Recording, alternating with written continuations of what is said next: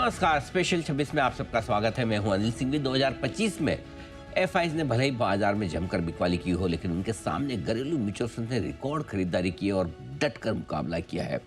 Local investors का भरपूर पैसा म्यूचुअल फंड्स को मिला है और उन्होंने इस का फायदा उठाते हुए बाजार में जमकर निवेश भी किया है। बड़ा सवाल है कि क्या नए साल में भी इसी तरह का ट्रेंड बरकरार रहेगा। 2026 का 2025 के मुकाबले एक बेहतर साल साबित हो सकता है इक्विटी मार्केट्स के लिए। किन थीम्स, किन सेक्टर्स और किन एसेट क्लासेस में बनेगा सबसे ज़्यादा पैसा, और बाजार के डायरेक्शन पर बातचीत करते हैं। हमारे साथ कार्यक्रम में एक बेहद खास मेहमान हो रहे हैं शामिल, आईसीआईसीआई प्रूडेंशियल म्यूचुअल फंड के chief investment officer S Narendra साहब।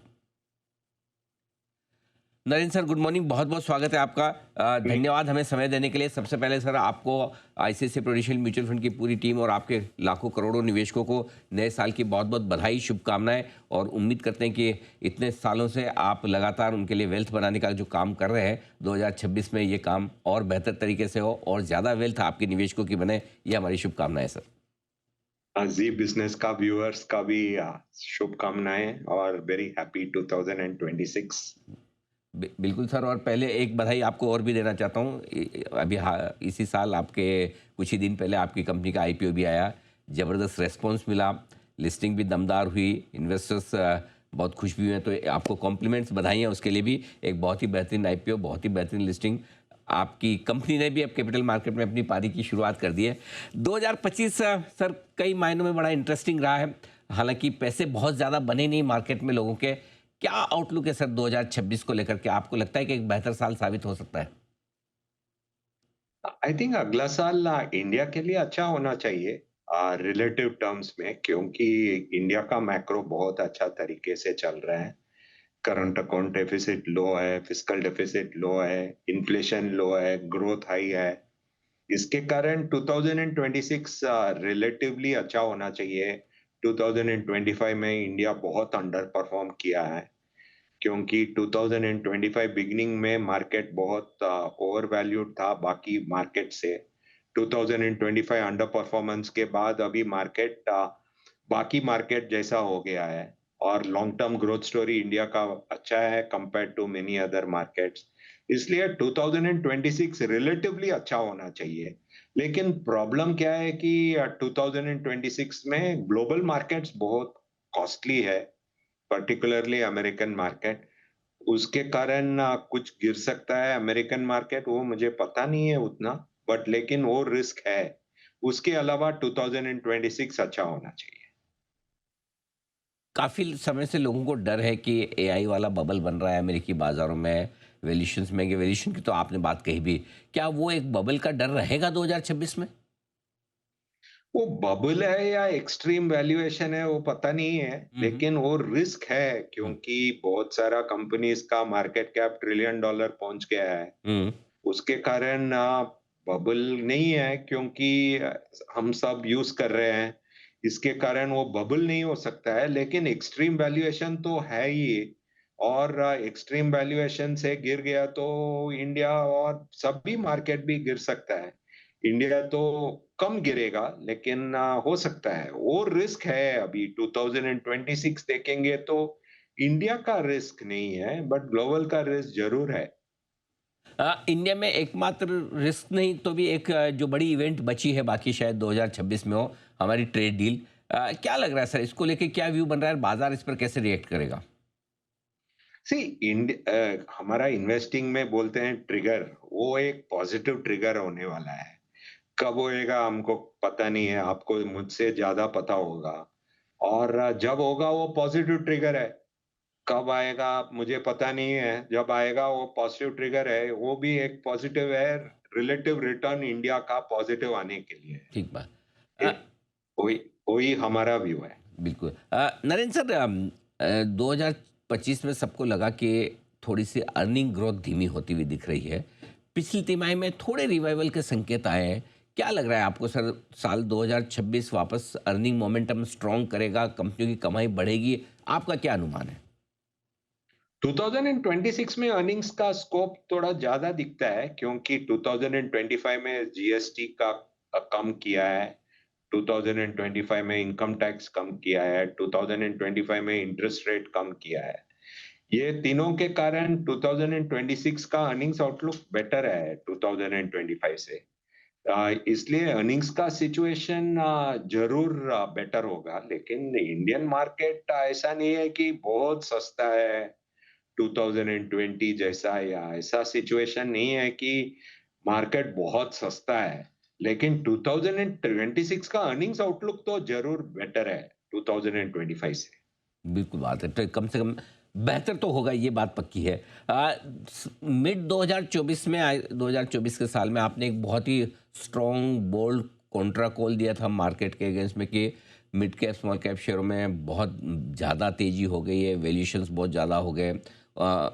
उसके बाद हमने देखा भी पूरा एक साल काफ़ी ख़राब भी निकला, पूरा पैसा बना लिया। अब वापस मार्केट लाइफ हाई पर आ गया, फिर भी इन शेयरों में अभी भी लोगों के भाव आने बाकी है, पोर्टफोलियो 20-30% नीचे। अब कैसे देखते हैं आप इस वक्त मिड कैप स्मॉल कैप शेयरों को? सी इन्वेस्टर्स जब इन्वेस्ट करते हैं ना, केयरफुली इन्वेस्ट करना चाहिए। और अभी भी देखेंगे तो बहुत सारा आईपीओज है जहां एसएमई आईपीओज भी है।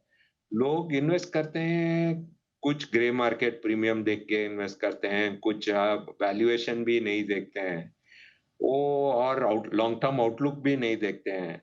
वो रिस्क है अभी भी कि इन्वेस्टर्स आईपीओ मार्केट में अभी भी बहुत यूफोरिया अभी भी एक दो आईपीओ में दिखता है। स्मॉल कैप्स में यूफोरिया कम हो रहा है अभी, और बहुत सारा स्टॉक्स में अंडर परफॉर्मेंस भी हुआ है। और बहुत सारा स्मॉल कैप्स अभी उतना ओवर वैल्यूड नहीं है।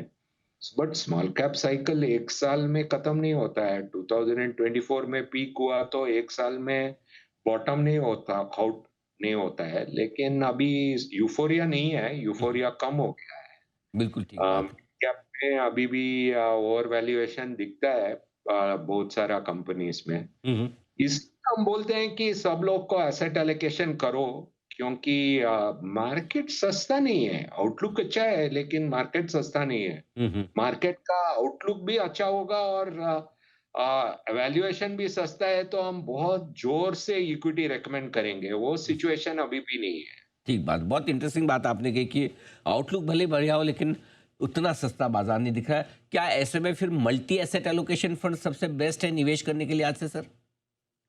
अच्छा है, मल्टी एसेट भी अच्छा है, सभी टाइप ऑफ एसेट एलोकेशन भी अच्छा है, क्योंकि आपको भी पता है अभी गोल्ड सिल्वर कैसा वैल्यू करना है मुझे अब आता नहीं है। जी। लेकिन गोल्ड सिल्वर अभी बहुत ऊपर गया है। गोल्ड और सिल्वर को कैसा वैल्यू करेंगे, उसमें प्राइस टू अर्निंग्स भी नहीं है, प्राइस टू बुक भी नहीं है, डिविडेंड यील्ड भी नहीं है। कैसा वैल्यू करना है पता नहीं है, बट अगला 2 साल से बहुत ऊपर गया है। जी। मल्टी एसेट में हम 10% तो गोल्ड सिल्वर होता ही है। हुँ। इसलिए मल्टी एसेट अच्छा है। गोल्ड सिल्वर से मल्टी एसेट बहुत अच्छा है। ठीक बात है। लेकिन मुझे पता नहीं है कि अभी यहाँ से गोल्ड सिल्वर किस तरह से जाएगा, हाँ, हाँ। वो मुझे पता नहीं है। वही प्रॉब्लम है। इसलिए हम बोलते हैं सभी टाइप ऑफ एसेट एलोकेशन करो। ठीक है। एक ही टाइप ऑफ एसेट एलोकेशन मत करो। बिल्कुल ठीक बात है। परफेक्ट आपने कहा कि थोड़ा-थोड़ा एसेट सारी होंगी तो आपके लिए बेहतर है क्योंकि गोल्ड सिल्वर को तो वैल्यू करना मुश्किल काम है। तो मैं अगर आपको ऑप्शन दूँ 4 एसेट्स हैं, एक इक्विटी, दूसरा गोल्ड सिल्वर, तीसरा डेट फिक्स इनकम और चौथा आपके रियल एस्टेट या रीट्स मान लीजिए। तो रिटर्न्स के लिहाज से 1, 2, 3, 4 2026 के लिए आप कौन-सा फर्स्ट प्रेफ़रेंस से फोर्थ प्रेफ़रेंस में रखेंगे? नंबर 1, 2, 3, 4 किसमें ज़्यादा से कम रिटर्न वैसा बताएँ सर? उतना आसान आंसर मैं टीवी में देने के लिए तैयार नहीं हूँ। मैं क्या बोलता हूँ कि जी, इक्विटी मॉडरेट रिटर्न देगा, जी। लेकिन मैं नहीं बोलता हूँ कि मॉडरेट रिटर्न क्या है। रीट हम बहुत रेकमेंड किए थे। हमारा सभी एसेट एलोकेशन फंड में हमने रीट लिया था, लेकिन रीट बहुत अच्छा रिटर्न दिया है। इसलिए रीट में भी अभी मॉडरेट रिटर्न ही आएगा। ठीक बात है। डेट तो अच्छा है, लेकिन डेट में बड़ा रिटर्न नहीं आता है। और अभी डेट में कितना इंटरेस्ट रेट कम हो सकता है, यहाँ से नहीं हो सकता है ज्यादा। जी। इसलिए डेट में भी बड़ा रिटर्न नहीं होएगा। हुँ, इसलिए हम बोलते हैं सभी एसेट क्लास में अभी मॉडरेट रिटर्न एक्सपेक्ट करके इन्वेस्ट करना है। ठीक और बात। एक भी एसेट क्लास नहीं है जो सस्ता है। हम क्या हुँ। करेंगे? का कोई भी एसेट क्लास सस्ता नहीं है, वही बोलेंगे आपको। ठीक जब बात है। सस्ता है बोलेंगे कि एसेट सस्ता है। एक हुँ, टाइम में हम बोलते थे कि गोल्ड सिल्वर का अच्छा था।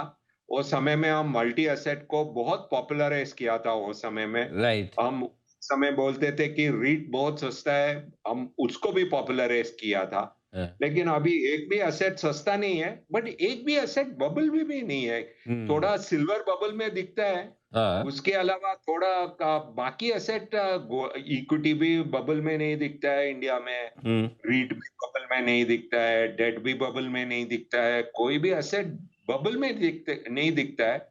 गोल्ड सिल्वर के बारे में मुझे पता नहीं है, ठीक बात बट बाकी एसेट्स कोई भी बबल में भी नहीं है। जी। लेकिन बाकी मेटल्स को कैसे देखते हैं? कॉपर भी लोग कहते हैं कि नया गोल्ड है, लाइफ हाई पर लाइफ हाई रोज बना रहा है। बाकी मेटल्स की भी डिमांड, तो क्या वाक़ई में जेन्युइन डिमांड है और आपको लगता है मेटल्स की तेज़ी बनी रहेगी? देख, कॉपर में क्या है कि ट्रेड करने के लिए स्कोप ज्यादा नहीं है, इसलिए हम रेकमेंड नहीं करते हैं, उसको देख भी नहीं करते हैं। इंडिया में कॉपर भी बनता नहीं है। हमारे पास एक ही छोटा कंपनी है जो कॉपर बनता है, इसलिए हम कॉपर ज्यादा नहीं देखते नहीं है। हमारा व्यू है कि मेटल में क्या होता है कि चाइना में बहुत स्पेकुलेशन होता है, बहुत सडनली चाइना एक दो मेटल में कुछ बोलते हैं तो नीचे चला जाता है, इसलिए हम मेटल में आज कॉशियस ही रहेंगे। क्योंकि सभी मेटल्स ऊपर गया है। स्टील एक ही मेटल है जहां तेजी नहीं हुआ है, और वहाँ तो शॉर्ट टर्म आउटलुक उतना अच्छा नहीं होगा, लेकिन 3 4 साल के लिए देखते हैं तो स्टील में तेजी आ सकता है, क्योंकि स्टील एक मेटल है जहाँ तेजी ही नहीं है ठीक बात है। एक्चुअली। ये समय में आई थिंक 2 3 साल देखेंगे तो अभी स्टील का दाम बॉटम हो सकता है अभी, हुँ, हुँ। बट स्टील के अलावा बाकी सभी मेटल पीक में है, राइट। ठीक बात है।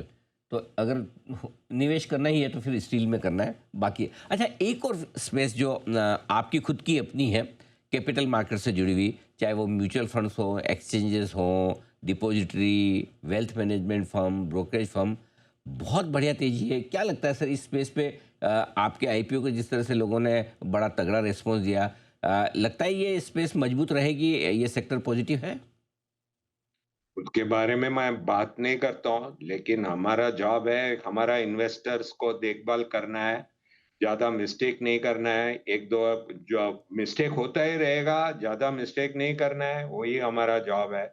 हमारा इंडस्ट्री के बारे में उतना बात नहीं करूँगा, हमारा आईपीओ अभी हुआ है, हुँ, हुँ। उसके बाद अभी बात करने में मुझे ठीक बात है। मैं बात करना नहीं चाहता हूँ। फेयर इनफ और सर। कोई इंडस्ट्री के बारे में बात करने में ठीक लगता नहीं, है, नहीं, आज ठीक, नहीं बात करूँगा। फेयर इनफ सर, बिल्कुल ठीक बात है। एक और स्पेस है जिस पर आपसे राय लेना चाहता हूँ, वो है न्यू एज ई-कॉमर्स कंपनियों की, डिजिटल प्लेटफ़ॉर्म कंपनियों की। टॉक ऑफ द टाउन हाँ। है। इस साल बहुत सारे आईपीओ भी आए। मतलब लोग या तो बहुत पसंद करते हैं या बिल्कुल कि अरे ये तो सब पता नहीं कैश बर्न करने वाली, लॉस करने वाली कंपनियाँ क्या करेगी अनाप-शनाप वैल्यूएशन पे। आप कैसे देखते हैं? क्या आप निवेश करते हैं इन कंपनियों में और आपका क्या व्यू है इन पर? जो लिटिल हेयर ब्लैक था वो भी ग्रे हो गया मेरा वो कंपनी देख के। क्योंकि इतना कॉम्प्लिकेटेड कंपनीज़ है, जी। कितना लॉस करते हैं, बोलते हैं कि लॉन्ग टर्म में बहुत बड़ा बनेगा, हाँ। और वो कंपनीज़ का शेयर भी ऊपर जाता है। हुँ। 1-2 कंपनी बहुत शेयर भी ऊपर गया। इसके कितना डिस्कशन होता है हमारा ऑफिस में इसके बारे में, उसमें इन्वेस्टमेंट हमारा 6-7 लाख करोड़ का टोटल इन्वेस्टमेंट बुक में 6 लाख करोड़ में बहुत कम है। जी। लेकिन उसका इन्वेस्टमेंट डिस्कशन देखते हैं तो कितना डिस्कशन होता है, हाँ, हाँ। क्योंकि इतना लॉस होता है वो कंपनी में, लॉन्ग टर्म आउटलुक बहुत ज्यादा है। हाँ, सोचता है कि वो गूगल जैसा हो जाएगा, ये ऐसा जो जाएगा, मुझे समझ में नहीं आता है। हाँ। लेकिन लोग मुझे डरते हैं कि यही लॉन्ग टर्म ग्रोथ इंजन है, हुँ। इसलिए बहुत डिस्कशन चलता है, बहुत स्ट्रेस होता है ये कंपनीज में। मैं मेरा यंगर कलीग्स के साथ बहुत डिस्कशन करता हूँ, और छोटा पोजीशन हम लिया है 1-2 कंपनीज में, बट मुझे बहुत स्ट्रेस होता है ये सब इन्वेस्टमेंट्स। हाँ, ये लॉस मेकिंग कैश बर्न करने वाली कंपनियाँ वाक़ई में, क्योंकि आपने अपने थ्रू आउट करियर में बहुत ही क्वालिटी और प्रॉफिटेबल कंपनियों पर फोकस किया है। एक और सेक्टर है सर जिस पे आपसे व्यू लेना चाहता हूँ, क्योंकि थोड़ा इस रिकवर भले ही हुआ आईटी स्टॉक्स का, क्योंकि हम एआई में है नहीं और पूरी दुनिया में एआई चल रहा है और हमारी कंपनी एआई से दूर है। क्या लगता है सर इस सेक्टर में क्या वाक़ई में अभी भी अंडर परफॉर्मेंस रहेगी, इन्वेस्ट करने का समय आया है? तो हमने ये साल में अगला 6 महीने में हमारा पब्लिश पोर्टफोलियो देखेंगे तो हमने इन्वेस्ट किया है, हुँ, क्योंकि बहुत सस्ता हो गया मार्केट से रिलेटिव बेसिस में देखेंगे तो। इसलिए हमने इन्वेस्ट किया, हमारा वैल्यू फंड देखेंगे तो वहाँ इन्वेस्ट किया था आईटी स्टॉक्स में। और हमारा व्यू है कि ये सब मॉडरेट रिटर्न स्टॉक्स हैं। तो जो मॉडरेट रिटर्न मैं डिफाइन नहीं करता हूँ, लेकिन मॉडरेट रिटर्न स्टॉक्स है। ये स्टॉक्स ना अगला 25 साल में जहां-जहां चेंज होता है एनवायरनमेंट, वो चेंज करते रहते हैं। और हमारा व्यू है कि वो मॉडरेट रिटर्न का दे देंगे, क्योंकि उसका बैलेंस शीट अच्छा है, कॉर्पोरेट गवर्नेंस अच्छा है, अच्छा डिविडेंड यील्ड देते हैं। इसलिए हमारा व्यू है कि ये सब स्टॉक्स थोड़ा चेंज करके उसका बिजनेस मॉडल चेंज करके समहाउ थोड़ा ग्रोथ दे देंगे। लेकिन जो ग्रोथ 10-15 साल पहले दिया दे रहा था उतना ग्रोथ अभी नहीं आएगा, क्योंकि ये सब कंपनीज अभी बड़ा हो गया है, बहुत बड़ा हो गया है। उसको 10-15% ग्रोथ देने के लिए बहुत डिफिकल्ट हो गया। लेकिन ये सब कंपनीज अच्छा है, इसके कारण इंडिया का ग्रोथ भी आया है। और ये low growth, moderate return, good corporate governance stocks हो गया। बात है। आपको क्या पसंद है सर? ये तो मैंने अपनी मर्ज़ी से कुछ सेक्टर्स पूछ लिए, लेकिन आपकी पसंद के सेक्टर्स, थीम्स जो आपको लगता है कि 2026 और आने वाले 2, 4, 5 सालों के लिए बढ़िया हो सकते हैं? एक्चुअली अभी क्या हुआ है कि अगला 5 साल में इतना फंड मैनेजर्स आ गया, इतना स्टॉक पिकर्स आ गया, जो जो स्टॉक डिस्कवर करना था वो सब डिस्कवर हो गया। इसलिए हम क्या करते हैं कि जहां जहां लोग फंसे हुए हैं और 2-3 साल इन्वेस्ट करते हैं, उसके बाद इन्वेस्टर को टायर्ड होता है, वो स्टॉक बेच के जाते हैं। हमारा पास लॉन्ग टर्म मनी है। आप आपका हमारा कस्टमर्स के कारण हमारे पास बहुत कुछ लॉन्ग टर्म मनी है। सो जहां-जहां इन्वेस्टर का पेशेंस जाता है और हमको बेचते हैं, वो सब लेते हैं across sectors, across market cap, across all types of things. Hmm, and वहां हमको रिटर्न आना शुरू हुआ है, ओके। क्योंकि 2022 में जो स्टॉक बहुत सा, वो स्टॉक 2025 तक 3 साल में रिटर्न नहीं दिया, बहुत सारा स्टॉक।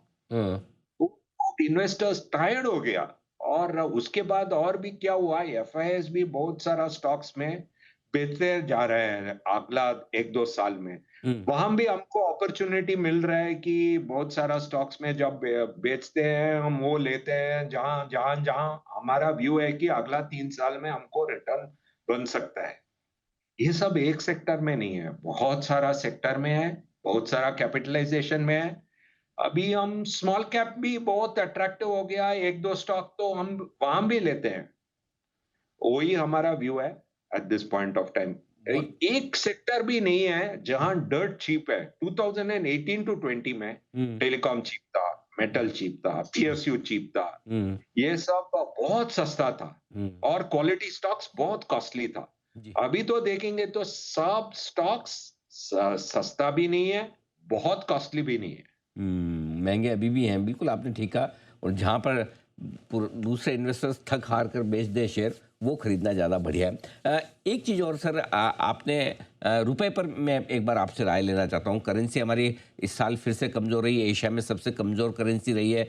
क्या उम्मीद करें सर, क्या ट्रेड डील होने के बाद ठीक हो जाएगी या लगता है कि कमज़ोर रुपए हमारे लिए ठीक है? नहीं, नहीं, ज़रूर बेटर हो जाएँगे। हमारा व्यू है कि रूपी वेरी अंडरवैल्यूड करेंसी है अभी। और हम एक इंडिकेटर यूज़ करते हैं, real effective exchange rate RER, उसमें अभी बहुत अंडरवैल्यूड है। और उसके कारण हमारा व्यू है कि अभी रूपी एक अंडरवैल्यूड स्टॉक सेक्टर नहीं दिखता है, बट एक अंडरवैल्यूड करेंसी दिखता है हमको रूपी। और इसलिए हमारा व्यू है कि जो लोग 3-4 साल के लिए इन्वेस्ट करना चाहते हैं करेंसी में, अभी रूपी आ गया। हमारा व्यू था कि अगला 10 साल में कभी भी हम नहीं बताया कि रूपी अंडरवैल्यूड है। पहला बार हमारा फ्रेमवर्क में आ गया कि रूपी अंडर वैल्यूड है। ओह! ओके। अगला 2 महीने में आएगा रिटर्न, पता नहीं है। लेकिन जब ट्रेड ट्रेड ट्रीटी होता है, वो समय में ज़रूर रिटर्न आएगा। इंडिया का बिगेस्ट एसेट क्या है कि गोल्ड है। हुँ, हुँ। टर्म्स ऑफ ट्रेड में कितना गोल्ड हम एक्यूमुलेट किया है अगला 4 साल में या 400 साल में या 1000 साल में, उसका वैल्यू भी इतना ज़्यादा है इंडिया के पास। हुँ, इसलिए सभी कारण के कारण इंडिया का करेंसी अभी बहुत चीप है अभी। इंडिया का एसेट्स गोल्ड में मेजर करेगा तो trillions of dollar of gold India के पास होगा। हुँ, हुँ। इसलिए हमारा व्यू है कि करेंसी डीपली अंडरवैल्यूड है। परफेक्ट। और हमारा एक व्यू है कि सभी लोगों को मैं बताता हूँ, अभी आपको सब लोग गोल्ड लोन लेते हैं। गोल्ड लोन लेने के बदले गोल्ड को बेच के लोन मत लो, क्योंकि गोल्ड इतना अच्छा किया है। हुँ, हुँ। ये समय में 10% इंटरेस्ट पे करके क्यों लोन लेते हैं मुझे पता नहीं है।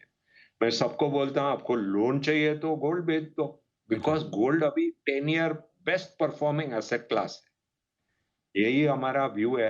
राइट। मैं बताता हूँ सभी को, लोग सुनने के लिए तैयार है तो अच्छा है, बिकॉज़ इंडिया का बिगेस्ट स्ट्रेंथ क्या है ना, जी, अगला 1000 साल से लोग गोल्ड खरीदे हैं। राइट। कुल तो ऑल टाइम हाई में है आज। हुँ, बिल्कुल। सर आखिरी सवाल आपका एक फ़ेवरेट कैटेगरी रहा है इक्विटी फंड्स का, बैलेंस एडवांटेज फंड और आपके फंड के लगभग हाईएस्ट एयूएम भी है इस स्पेस में सबसे ज़्यादा फंड आप ही की कंपनी मैनेज करती है। बताएँ सर क्या इस माहौल में भी इक्विटी और डेट दोनों का बेनिफिट उठाने के लिए आज से ये फंड ठीक है? एब्सोल्युटली वही हमारा व्यू है। वो हर एक दिन मैं वही बताते रहता हूँ। वो फिक्स्ड डिपॉज़िट नहीं है, लेकिन ऐसा प्रोडक्ट बेस्ट है जहाँ इक्विटी भी है, डेट भी है। जब मार्केट ऊपर जाता है हम बेचते हैं, जब मार्केट नीचे जाता है हम लेते हैं। वही बेस्ट है इन्वेस्ट करने के लिए। हम बोलते हैं फिक्स्ड डिपॉज़िट नहीं है, बट जो लोग के लिए इक्विटी प्लस डेट चाहिए, यही स्ट्रैटेजी अच्छा है। 10-15 साल से ऐसे ही काम कर रहे हैं, ऐसे ही काम करते रहेंगे और इन्वेस्टर के लिए अच्छा है क्योंकि इक्विटी और डेट एक ही प्रोडक्ट में मिलता है।